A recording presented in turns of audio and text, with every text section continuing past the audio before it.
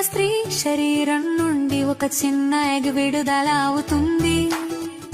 ఒక పురుషుడు స్త్రీ శారీరకంగా దగ్గరైనప్పుడు పురుషుడి శరీరం నుండి మిలియన్ల కొద్ది స్పెర్మ్ విడుదలవుతాయి. అవన్నీ ఆ ఒక్క ఎగ్ ని కనుగొనడానికి ప్రయత్నిస్తాయి. కానీ ఒక్క స్పెర్మ్ మాత్రమే ఆ ఎగ్ లోకి ప్రవేశించగలుగుతుంది. ఆ స్పెర్మ్ లోపలికి ప్రవేశించిన వెంటనే మరే ఇతర స్పెర్మ్ లోపలికి రాకుండా ఉండేందుకు ఎగ్ వెంటనే తన చుట్టూ తానే మూసుకుపోతుంది.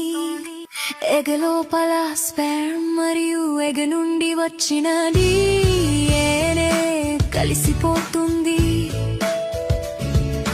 సరిగ్గా క్షణంలోనే ఫెర్టిలైజేషన్ జరుగుతుంది.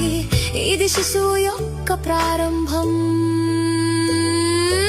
అప్పుడు ఫెర్టిలైజ్డ్ ఎగ్ గర్భాశయం వైపుకు ఫెలోపియన్ ట్యూబ్ గుండా ప్రయాణించడం ప్రారంభిస్తుంది.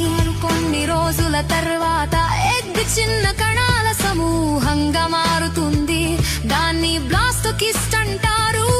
5 లేదా 6 రోజుల ప్రాంతంలో బ్లాస్టోకిస్ట్ తన చుట్టూ ఉన్న షెల్ నుండి బయటకు వచ్చి గర్భాశయం గోడకు అతుక్కుంటుంది. దీనిని ఇంప్లాంటేషన్ అంటారు. అప్పుడే శిశువు యొక్క అసలైన పెరుగుదల ప్రారంభమవుతుంది. 9 నుంచి 12 వారాల వరకు దానికి గుండె, మెదడు, వెన్నెముక, చేతులు, కాళ్ళు స్పష్టంగా ఏర్పడతాయి. లోపలి అవయవాలు పనిచేయడం మొదలు పెడతాయి.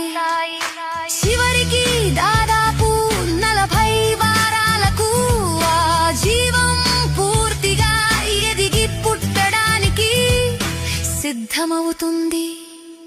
ఇలా ఒక జీవం ఒక శిశువు రూపం దాల్చుతుంది.